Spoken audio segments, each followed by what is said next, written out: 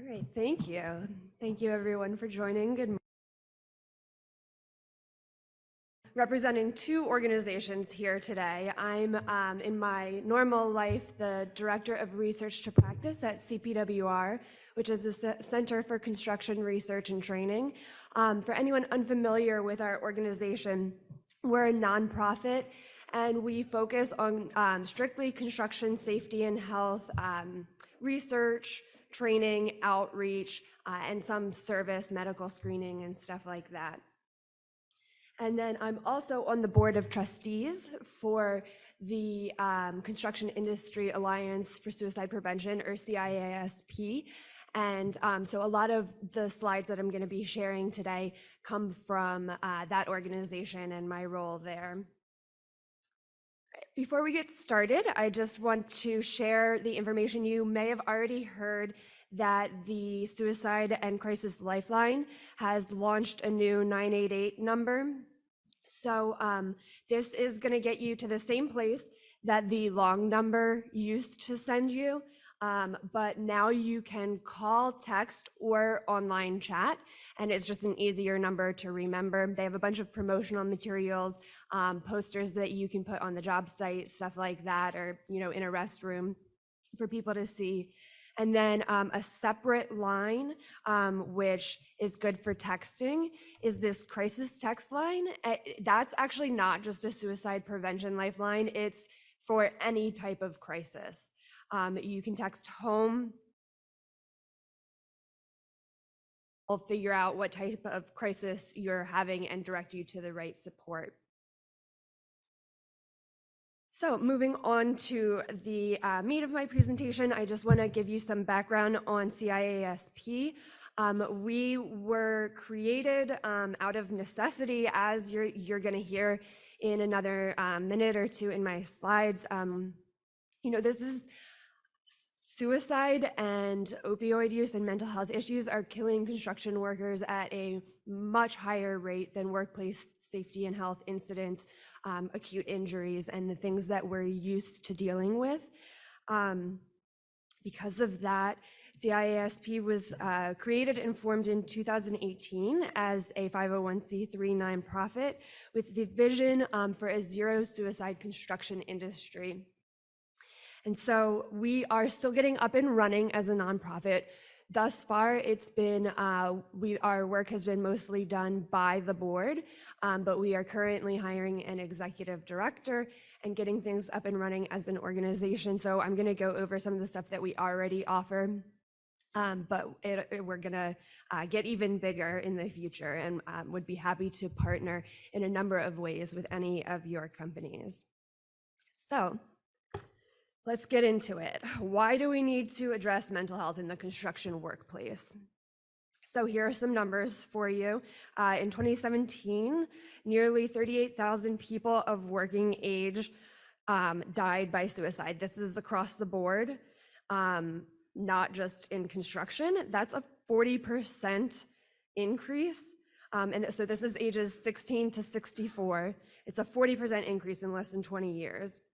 So across the board, the suicide rate in the US is rising, especially amongst men. And then when we look at construction, male construction workers have a suicide rate that is 65% higher than all US male workers across industries. So looking at that another way, by major occupation group, construction and extraction are at the very top. Compared to all of these other industries. This is not a complete list. These are just the ones with the top rates of suicide. And so this includes both construction and extraction. When you look by detailed occupational group, extraction comes in at the very top, followed by construction, or if you split it by industry, it's extraction and then construction. But we're up there. And it's really across all levels of employment as well. So you can see in this chart, this is breaking it down by detailed occupation group within construction and extraction. And so you can see that iron and steel workers are here at the top, but there are a lot of different trades listed, but construction managers are also on here with a rate of 45.7 per 100,000 working persons. Compared to all occupations down at the bottom, the rate is 27.4 per 100,000. So why is this a construction workplace issue? We're going to get into some of the underlying factors in a moment, but this sort of just makes the case for why it needs to be addressed even beyond just a human standpoint. 1 in 5 adults will experience mental illness in their lifetime. 60% of those are left untreated.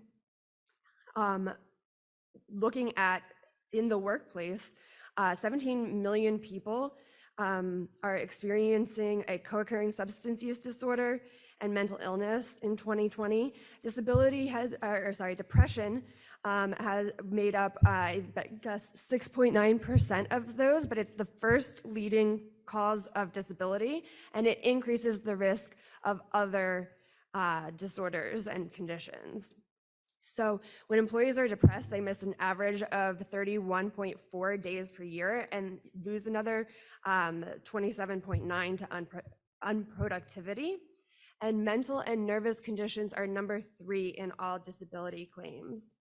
So absenteeism, presenteeism, lost productivity, and safety incidents caused by mental illness and substance abuse, depending on the different sources that you look at, is estimated to cost about $80 to $100 billion annually. Okay. This is a snapshot of earlier in the pandemic in 2020. So it's a little bit outdated now. Obviously, we're in a more endemic stage, and the issues associated with how the pandemic is affecting us are slightly different than they were back in 2020. However, it's still there, and we know that COVID has had an impact on everyone's mental health, construction workers included. Many were essential throughout the pandemic. There are factors like no PTO, all of these different issues that construction workers are facing, which I'll get a little bit more into, but that were exacerbated by the pandemic and continue to be with supply chain issues and ongoing effects. And so I just wanted to include that, and also say that I think we've all seen the silver lining of the pandemic in that people are more open to talking about mental health and these issues, and it's really like a great time to bring it into the workplace. So, what are the construction risk factors for suicide? We've taken a theoretical look at this using the interpersonal psychological theory of Thomas Joyner, which was brought forth in 2005. You may have heard of it, depending on how familiar you are with this theory, but it proposes that an individual will not die by suicide unless she or he has both the desire to die by suicide and the ability to do so. And so how does the desire come about? This theory asserts that when people hold 2 specific psychological states in their minds simultaneously, and then when they do so for long enough, they develop the desire for death. So the 2 psychological states are perceived burdensomeness and thwarted belongingness. And so when those intersect and are held in the mind for long enough, and then the capacity for suicide is there, that is when we get to the point where someone actually will move forward with an attempt. So by focusing on those issues at a cultural level, at a company-wide level, how can we improve the working environment and save lives at the same time? Going into a little bit more detail, these are some of the risk factors and how they fit within Joyner's theory. So if we look at the top row being perceived burdenness, things that can contribute to that are chronic pain, skills gap, low skill workers. That's a factor across the board when you look at contributors to suicide, and not just in construction, but in other jobs. When there is a skills gap or somebody is sort of stuck at work, it's a big contributing factor. And then we have lower thwarted belongingness. The machismo of the construction industry can contribute here, feeling isolated. The capacity for suicide. I've heard stories of on job sites, people just at lunchtime handing their tools to a coworker and saying, I gotta go, walking up to the top of the building and jumping off, in the middle of the day. That affects not only the person who dies, it affects everyone around them, all of their friends, crew members. It's just really, really horrific. And so not only are there other means that people can access anywhere, but construction employment gives people access to lethal means. There are a lot of veterans in the workplace, and then I'm going to talk a little bit more about some substance abuse and addiction issues, and then additional factors, men in the middle, sleep disruption, deprivation, and poor access and utilization of behavioral health care, but I would also just say healthcare in general. Okay, so what do we do? Well, ignoring it is not the answer. We need to address it. We need to talk about it. Talking about it isn't going to make it worse. It's going to make it better. And so how do we do that? How do we go about that? If we're aligning mental health with safety, we think of upstream is providing training to prevent the issue. The midstream would reduce the risk if the event occurs, like PPE. And downstream is sort of our emergency response evacuation plan. And so upstream, what does having a caring culture mean? What are the preventative factors? What do we do upstream? Having vocal leadership support fits in here. Hanging up posters, including the topic in company meetings, toolbox talks, supporting work-life balance, and building and encouraging peer support all fits in here. Midstream, we can engage and offer in gatekeeper training, establish a referral process, integrate mental health into your wellness programs, and have EAP resources available. And then downstream, how do we manage crises? You got to have a plan in place, have access to counselors, always address and do not ignore and think that the situation will pass. Also consider involving the family and other loved ones. How do we recognize when there is a situation? Pay attention to what they're saying, what they're doing, and what's happening in their lives. Pay attention if there's a change. If you notice a change in someone, ask about it. They may directly state and allude to the fact that they are considering suicide. Direct statements might be, I am going to kill myself, or a behavioral statement that is more direct would be accessing pills, guns, etc. They may also make more indirect statements expressing hopelessness or helplessness, or they may say something like, I'm going away forever, give away prized possessions, things like that. A lot of performance issues, you may notice that as a change, can be a warning sign. And so if you notice changes in performance, first address them with care and concern. Don't instantly issue or take disciplinary action. First ask what is going on to cause things like a decreased problem-solving ability, decreased self-confidence, decreased productivity, tardiness, absenteeism, conflict, near misses, injuries, incidents. Talk to them and give them an opportunity to ask for help. This is just sort of pulled from the Living Works training as a method of responding, where you tune in, ask if they are thinking about suicide, then state that it's a serious issue and that connecting to help is important, and then actually hold their hand in getting help. Stand there, make a call with them, find the doctor, find the counselor, actually help them take that next step. You can learn more about this for free, actually, through CISP and Living Works. So you may have heard of Living Works. They actually do a full 2-day assist training, but with CISP, you can attend just their 60 to 90 minute starter training for free at no cost to you. CISP covers the cost. And that information is on our website. So what is a caring culture and how can it positively impact a company? I'm not going to go over all of these. It's sort of repeated throughout, and I encourage you to use these as a reference, but having leadership support is key.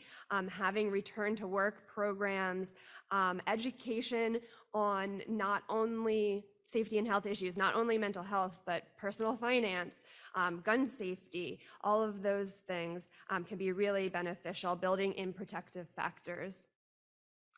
And what does that look like in comparison to the theory that we went over earlier? You can lower perceived burdenness by having management support, setting realistic expectations, having constructive correctional actions. You can address thwarted belongingness by encouraging peer relationships, creating social connectedness, and watching out for people at times of relationship changes. And then you can build in workplace protective factors through trauma exposure reduction, crisis management, things like that. Here's a list of links to various resources that I would encourage you to check out. And then I'm going to have some more at the end as well. But first, I wanted to talk a little bit about the role that the opioid epidemic plays in all of this. So according to the CDC, 1 out of 4 people who's prescribed opioids for long-term pain will become addicted. So one study found that a lost time injury was associated with a 72% increased risk of suicide and a 29% increase in the risk of drug-related health. There are some other stats up there for you, but basically we know the two are interconnected. Then you take a look at what's happening with construction workers and pain management, getting injured on the job site, not having PTO, having to go back to work, having to rely on pain management like opioids long-term to be able to work, to keep their job. It ends up being a vicious cycle, and it's all interconnected. So how do we make our drug-free workplace policies helpful? They should be used as a safety and health tool for workers. You can update them to include random drug screens on employees in safety-sensitive positions. Refer positive tests to an EAP that can evaluate and treat opioid use disorder, and educate employees. Also, this isn't on here, but focus on return to work. You have skilled workers who still have the ability and just need a little support to get back to normal, and figure out how you can use your EAP, your programs, if you have union workers, the union programs, to help someone get the help that they need and then return to work. All right, I'm not going to go over all of this in detail. Again, it's more of these best practices like leadership involvement and having these peer-to-peer support programs and injury prevention programs in place. But I encourage you again to use this as a reference for your own programs on how to be a best-in-class employer and how to address the specific risk factors that you see on the job. This is just a continued slide. And then I have here some resources to reduce opioid use. CPWR has a opioid awareness training program on our website that is completely free. You can just go on and download the instructor guide, the PowerPoint and everything, and it's completely free to use. We're actually, I think it's already a version 2, but we're always accepting feedback on it. So if you do use it, let us know how it goes. I don't think I put my contact information in here, but we'll make sure people have it for follow-up. And then I just wanted to touch on a couple additional resources. CPWR has a webinar series. We do a monthly webinar on a variety of topics. It's been going since 2015, and sometimes we do them on mental health. So recently we just did one on preventing suicide on the construction industry, and we took a snippet of that, turned it into a shorter podcast that can be listened to, shared with employees, listened to while they're driving to work, things like that. And then a few more past webinars that we've done on suicide and substance use disorder. And then finally, I'll just wrap up by saying that we all need to be on the same page and stand together in changing the safety climate, the culture around mental health. We have a pledge on CISP's website, and I would encourage you to go check that out. And check out the different resources, toolbox talks, and stuff that we have there in general. And with that, are we taking questions at the end, right? Or, oh, now? Okay. Are there any questions? Yeah.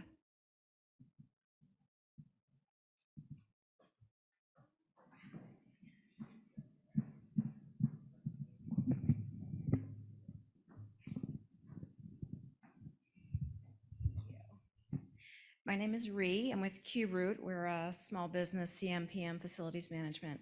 I'm curious how, from you or other people here in this room, how do you create a sense of belongingness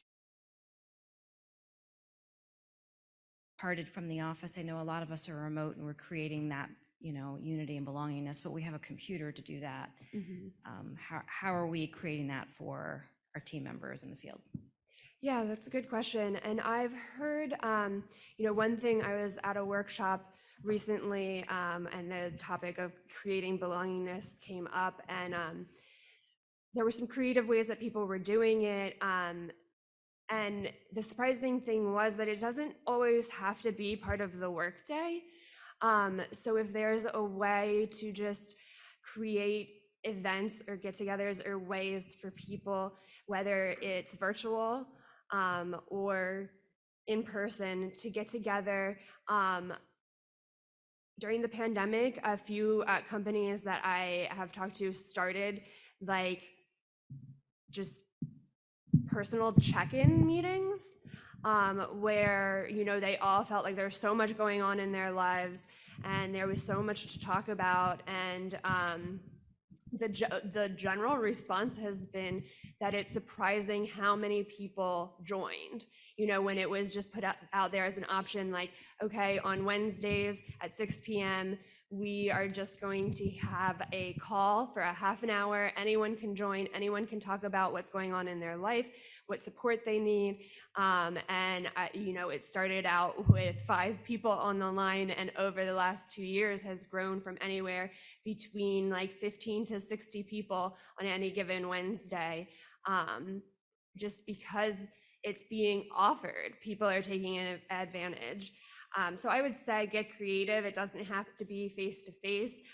Think about, even if there isn't direct engagement and conversation, what can you do on social media? What kind of contests can you have in the workplace that everyone can participate in, even if it's not face-to-face, just to create a sense of belonging?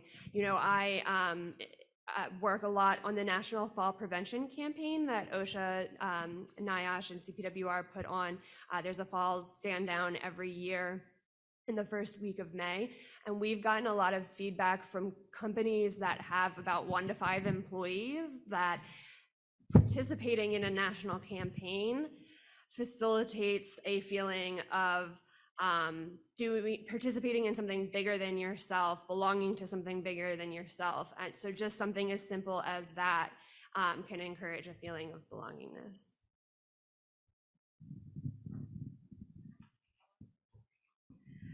Hi there, good morning. Estelle Marie Montgomery, and we're going to talk about this in the last panel discussion, actually. I'm a DEI practitioner, and I'm involved currently with a client, Water Authority's client, and field workers are not feeling a part of the organization. So one of the things that the organization is doing is bringing them into strategic decision conversations. How more important in that feeling of belonging as being part of the conversation about the future of an organization. Your opinion matters. You belong in this organization. We want to hear from you. So actually having them be part of the conversation, now they're cherished. And you just need one representative or two, because then there's a ripple effect, right? Oh, you know, I was part of that discussion. They actually valued my opinion. Oh, they really care about what we think? So that's another idea. Yeah, that's great. Jocelyn? So another answer and response. A lot of the local unions like IBW, you have a brotherhood committee and you also have a women's caucus. So a lot of people use those forums as the ability to check in on each other. We also do Culture of Care, AGC's program, and we have pledge activities and we have ERGs and groups, so that way people have a safe space that they could go to. And you know, if anybody's wearing that sticker, they're going to take the time and listen to you and maybe brainstorm, but oftentimes they don't need a response. They just need somebody to talk to and just keep those options open. By having those spaces for people, we really help reduce those numbers. Any more questions? Okay.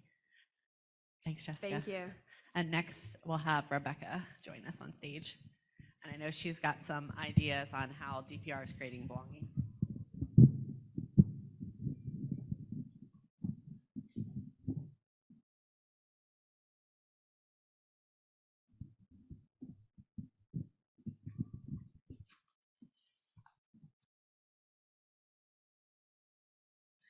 Good morning, everybody.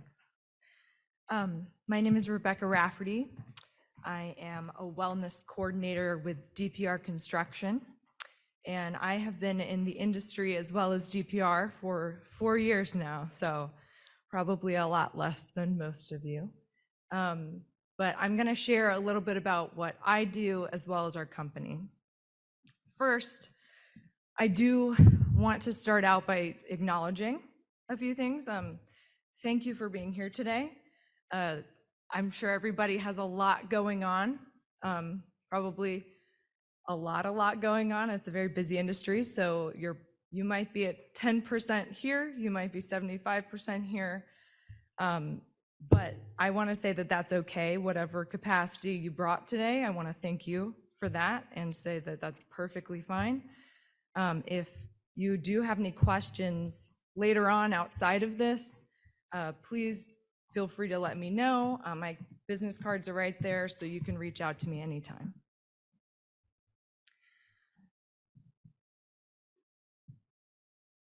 So here's an overview. What we're going to be talking about. We're going to be talking about identifying industry and company needs, the industry point of view, DPR's point of view, a framework for success, and then some best practices. So I know that Jessica talked a lot about this, and some of the numbers here change relatively often and might not be the most updated, but you can see here some statistics. We just covered these, so I won't go into them heavily, but these are alarming, right? Suicide rate in construction is 5 times greater than the rate for all fatal work-related injuries. So think about that for a second. How many safety professionals do you have working within your company? Roles designed to focus on physical safety. Now, think about how many mental health professionals you have working at your company. My guess is that for most of us, we have far more safety professionals than we do mental health focused professionals. I'm not really a math person, but that doesn't seem to add up based off of these statistics. So I do want to talk about our current mental health crisis. Again, we just kind of covered this. I'm sure most of us are really tired of talking about 2020 by now, but it's really important to this topic. Globally, our mental health has been impacted differently in the last few years. We have had an increase of awareness, loss, pain, and uncertainty. Whether we realize it or not, the events of the last several years have affected pretty much everybody. And for many of us, they still do.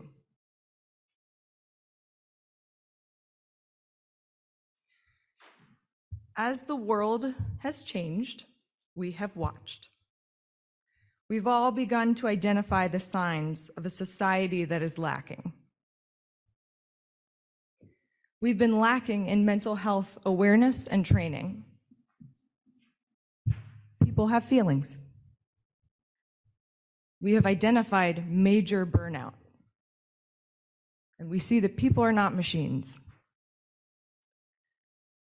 We have experienced a workforce culture shift. And we know now that time is not promised. We've seen the great resignation because people value mental well-being.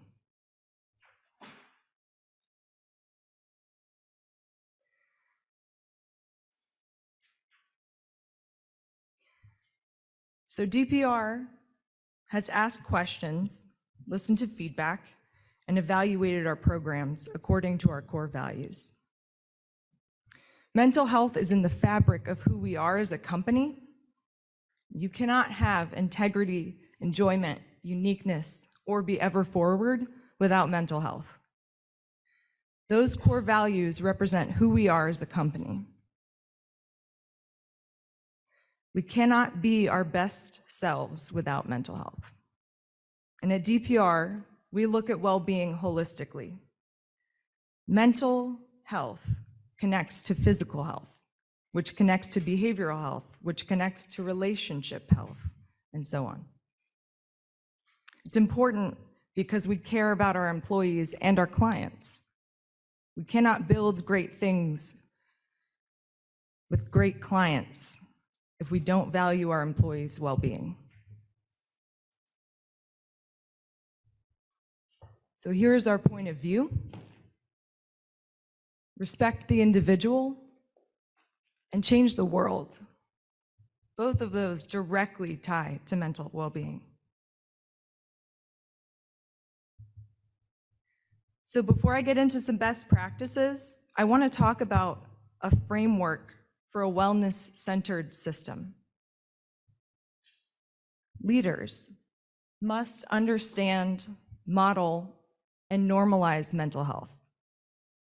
All employees must be made aware of the mental health resources.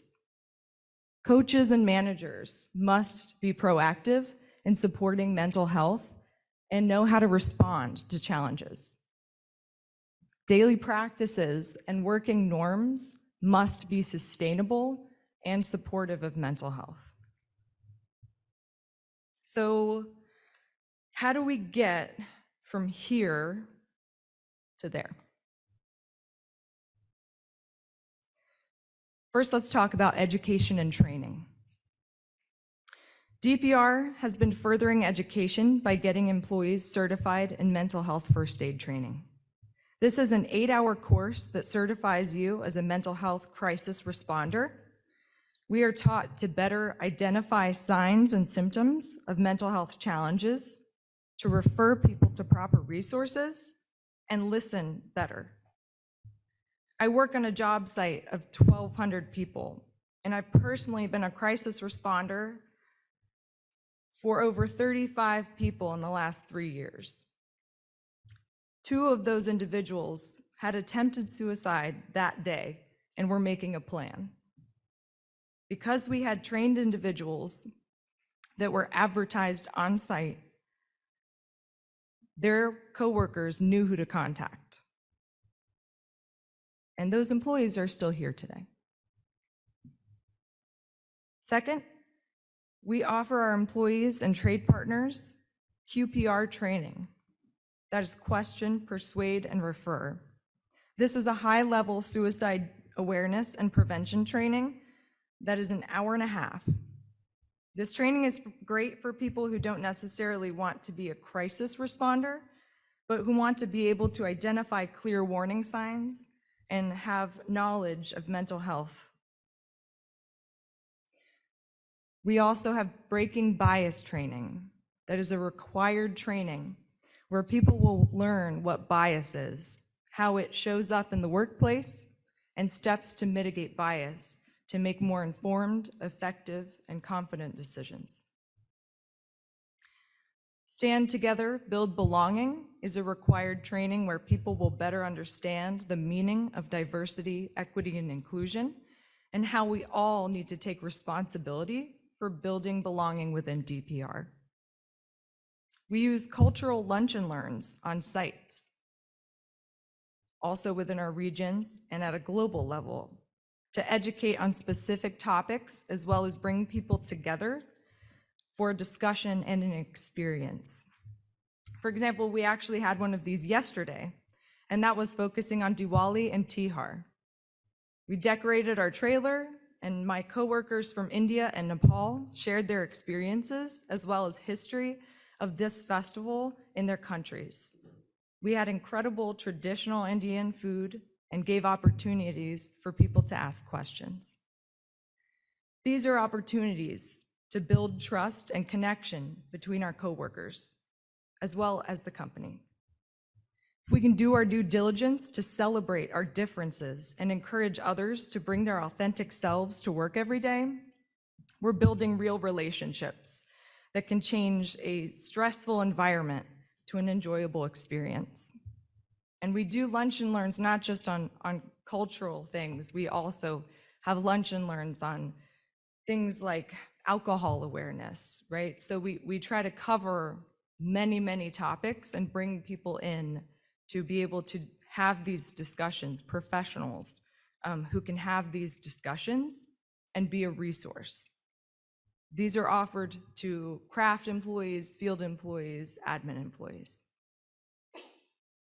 We host a monthly webinar series called Global Social Responsibility.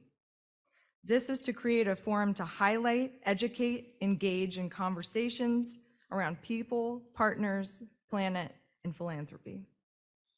You can see here is one of our yearly outlines as an example. And I'm actually super excited. I get to speak on next month. We will be talking about Native American Heritage Month, and I will be a panelist on that. So that's a platform where we are empowered to speak on what we know and our experience. So we've recently started hosting Jeffersonian dinners for team building. The goal is for dinner guests to partake in a conversation as a single group rather than conversing only with a few individuals at a time. This one conversation creates a setting that highlights the knowledge and perspective of every individual at the table over a single expert or speaker. This is inclusive in nature and not only addresses the need for safe spaces to share, but provides an opportunity to expand your awareness and build your character.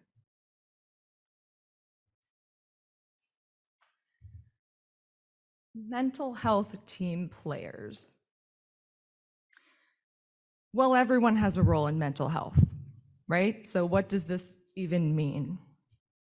I want to show a few of the unique teams within DPR that help support a culture of mental well-being.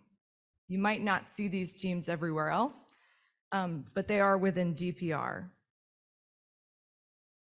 So our recruiting team holds the power to maintain diversity, right? Our talent and performance team fosters our current leaders and coaches and directly impacts the future of our company culture. Our DE&I teams guide us to maintain equity and inclusion within roles, genders, and identities, and they hold us accountable to integrity. our benefits, HR, wellness professionals. We're all proactive and responsive to mental health circumstances. And there's so much overlap between all of these roles, and they all directly impact the mental health of our employees. So a little bit about our programs and initiatives. I'm really excited about this one because I love these. First, Construction Inclusion Week. That started in 2021, and DPR is committed to participating and evolving what this week looks like and how we do participate annually. We observed it last week, actually. It was pretty awesome. By participating in events like these across our job sites, as well as in our offices, we have opportunities to show up for our workforce and create spaces for everyone to feel seen, heard, and celebrated. So one campaign we did this year to actually highlight craft voices was we had a flag campaigns at our job sites where we ask for participation. If anybody wants to share what nationality they represent, they can come talk to us, and we have been hanging up flags for all the nationalities represented on site. We did a poster campaign to go along with this and asked 3 questions for this. We interviewed employees who wanted to participate. We asked, what does inclusion mean to you? Why is it important? And what can we be doing better to be more inclusive? So we shared these quotes. We took a picture of the employees. Sometimes it was a group of employees.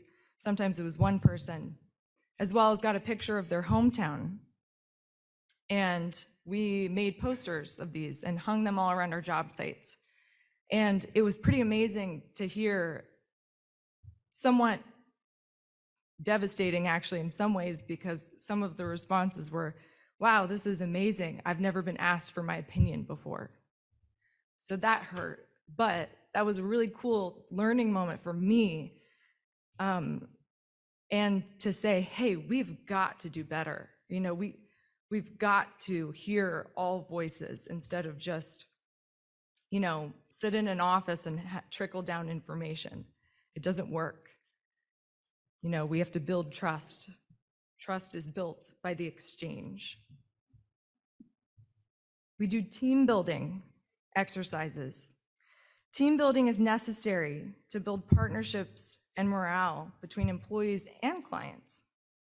We create intentional spaces for enjoyment and authentic community, which leads to better working environments and better products.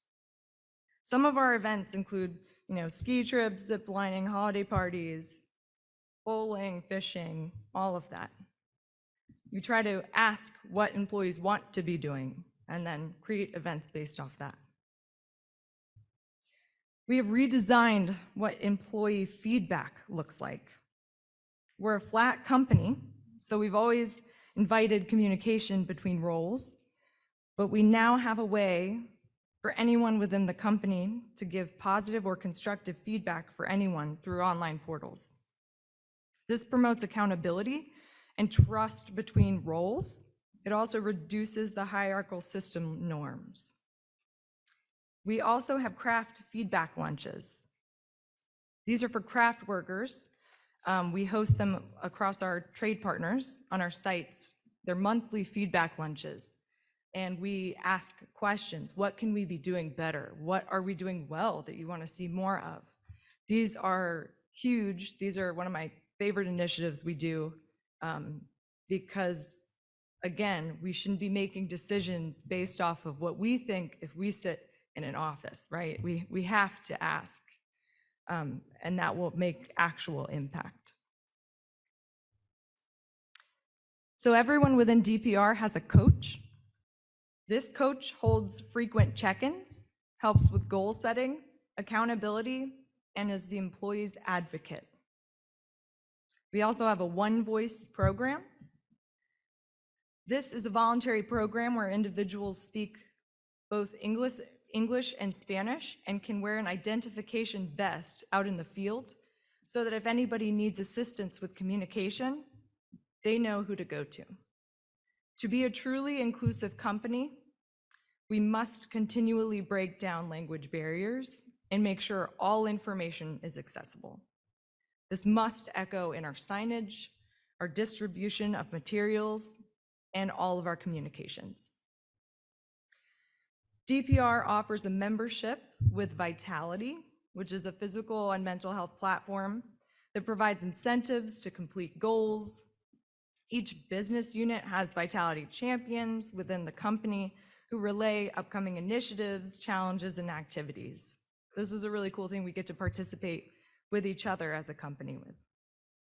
We also have a women's network acting as a peer support group to empower all women and expand our female leadership. We are also involved with the local community initiatives. Each business unit has a volunteer CI group that has a constant list of volunteer projects going on with different champions leading the initiatives. This strengthens our teamwork and makes us an integral part of our community and supports our mission to change the world.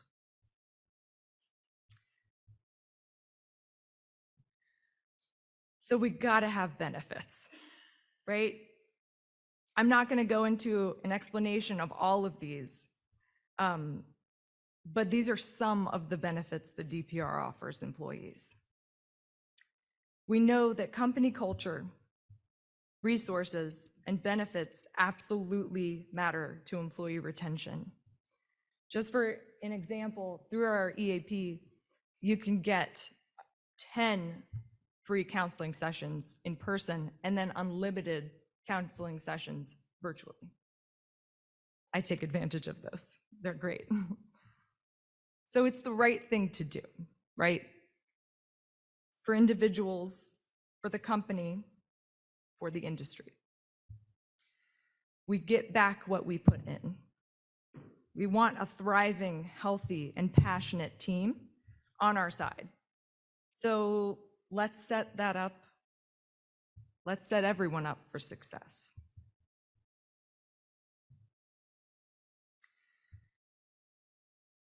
So I'm going to pause really quick. This is my last slide. But I just want to ask this question. So as a company, what message are we sending? I ask myself this every day. I'm a wellness coordinator. Every single day I have to ask myself this in every conversation. What message am I sending?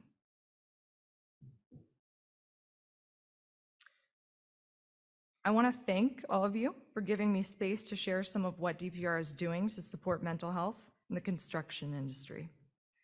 It will take time, resources, and passionate people, but I believe we can get to a point where our companies offer empathy, trust, and psychological safety in construction. So, thanks, and that's all I've got.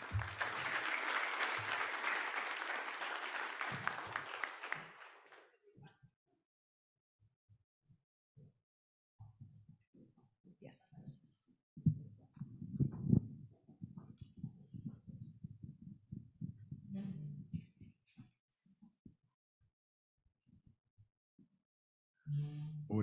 What a great job DPR has done sort of recognizing this issue within the industry. Do you see, are there companies out there that exist that come and assist companies, service companies, construction companies in implementing these types of things? So we're actually in the process right now of looking into these, trying to, we went over the identification stage. And actually, Jessica, you might know some resources on that as well as far as partnerships, but we have looked heavily at other companies. I know that typically it's just been individuals. Like I know Cal Byers, one we've talked to a lot for just some consulting, and I would say different consultants. We have explored what other companies have been doing, have not decided on a route yet as far as if we're partnering with anyone. But we are kind of looking at our own core values. So instead of looking at, okay, what's everyone else doing right now? We started doing that and then realized we still don't think it's enough, right? So we're kind of evaluating things. And I guess to answer your question, I think it takes a team. So we're looking at, like I said, the mental health team players. I don't know if it's just one team. There's so much overlap that you kind of have to have a lot of different key players in place, heavily with people practices, taking care of people, DE&I heavily focused in there. So I would say getting the right people on your team is a good start for sure. And Martin, we did a webinar series earlier this year, partnered with NAMI and an organization called WellSpark. Yeah. And WellSpark is a consultant that you can Yes, utilize. plenty They of focus on the consultants. construction industry particularly, and I can get you that contact information. Also, if you look at in our program, there's a QR code that goes to some of our webinars, and I believe WellSpark might be mentioned in some of those as well.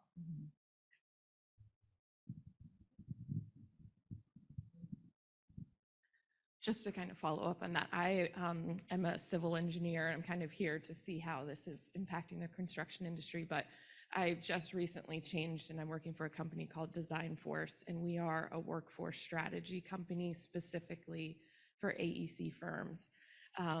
So I would be happy to talk to anybody afterwards, but we focus, and I think you're right, it is a team, because our focus is really on employee engagement, but we're not mental health professionals. So you would still need that mental health component where we can help with your employee processes and really helping with that engagement.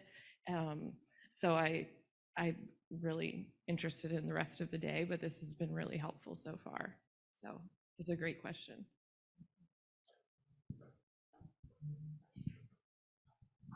I would just say also as a starting point, if you have not already done your own safety climate assessment, that's just like across the board a good place to start. We have a free one.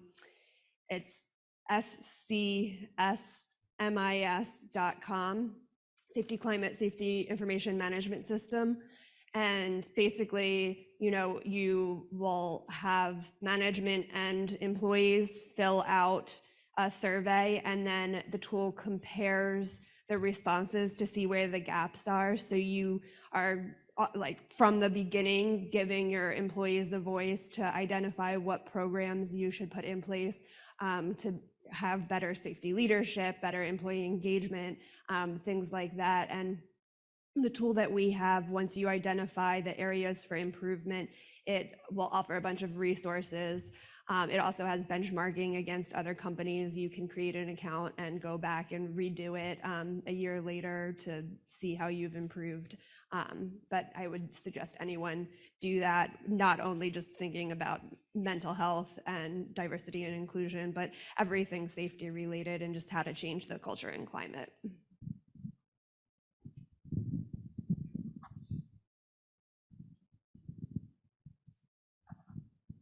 Hi, I'm just curious if there's any conversations between like clients who are hiring construction companies and about this issue, because a lot of the problem I'm noticing is deadlines are getting shorter and shorter. So there's tremendous pressure from the top all the way down.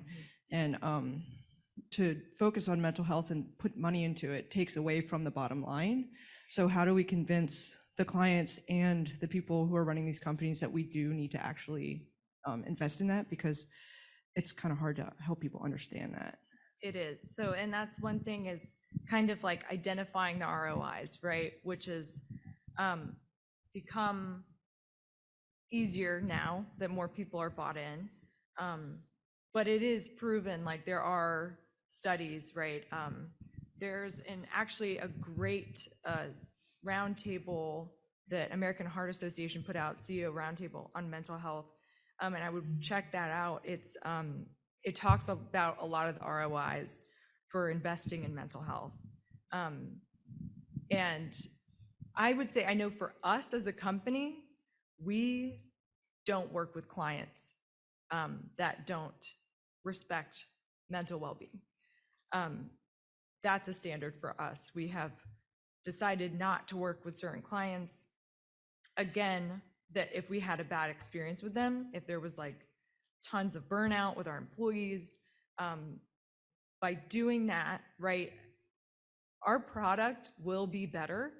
If we center our employees first, it's gonna be better. And we might know that, right? Us in the room, I get proving that is a little more difficult with clients, but I would suggest looking in, we just did a big collection of ROIs for this as well, but looking at those, studying those, and having those conversations with the clients, because it will for sure, when we're not working on burnout, it reduces physical injuries, it reduces short-term disability, like the list is ever, rework, everything. So I would just take a look at those.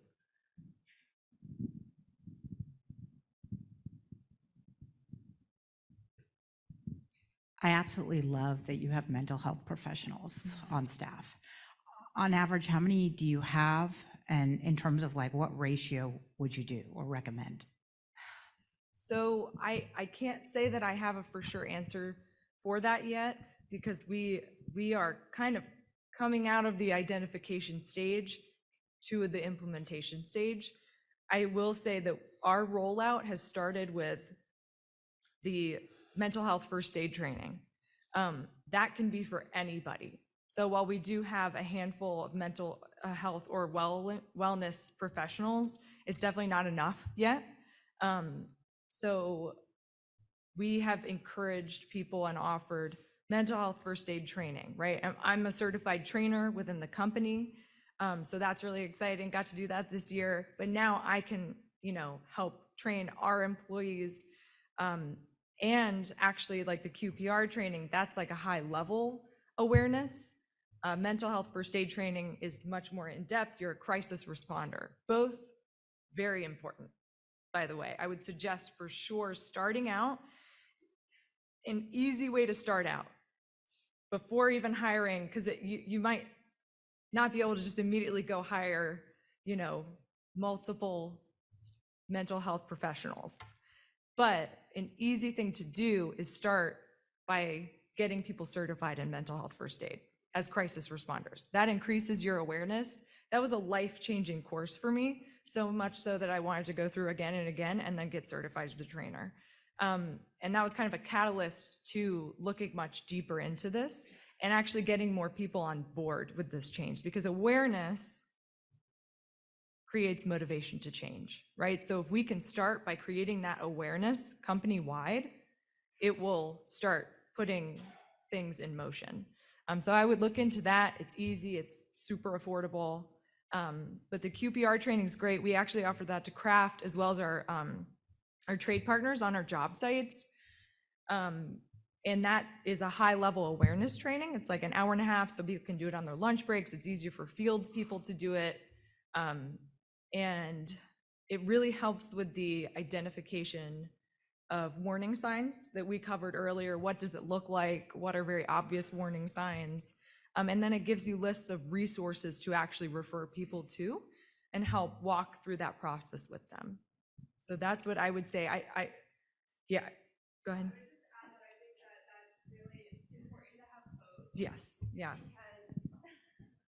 If somebody's never talked to a mental health professional before, there's probably, not probably, but there may be some distrust there or discomfort, and sometimes having somebody that they already know that they feel is an equal that they can initially talk to is beneficial in that way. So I think, yeah, having both access to mental health professionals, but then also peer-to-peer conversations and engagement, and having people trained, even if it's just the 90-minute training to recognize signs and know how to have that conversation, is essential. Yeah. So I would say like overall, we probably have like well-being focused mental health professionals, like 12, but expanding from that, we have many more mental health first aiders and QPR trained individuals. So, start wherever you can, but start. Right. Well, thank you both so much.